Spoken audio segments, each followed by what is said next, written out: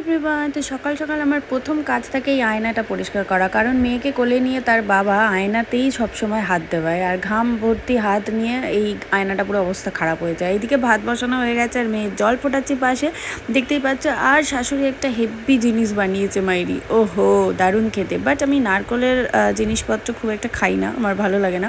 But প্রথমে ভাবছিলাম খাবো, তারপর ভাবছিলাম ও মাই গড এ তো অসাধারণ খেতে হয়েছে। যাই হোক, আমার শাশুড়ি মার হাতে কিন্তু জাদু আছে। তো এই গাড়িটা হাঁটার থেকে বেশি আমাকে এরকম টেনে টেনেই ঘোরাতে হয়, চারিদিক ধাক্কা ধুক্কি দিয়ে চারিদিক মোটামুটি গাড়ি ওকে চলাতেই হবে আর কি। তো যাই হোক, তারপর শ্যুট করছিলাম এই যে তোমাদের জন্য। ইনস্টা যারা ফলো করো তারা তো এই শ্যুট ফুট দেখেই ফেলেছো হয়তো বা দেখোনি। আর আরেকজনকে আমি ট্র্যাকেল করেই ফেলেছি। আর এই যে ভদ্রমহিলা ঘুমাবেই না। আমার মাথা খারাপ হয়ে যাচ্ছে। তো মাথা খারাপ হওয়ার আগে নিজেকে একটু দেখিয়ে দিই এই পরিস্থিতি। চলো, good night, tata, love you all.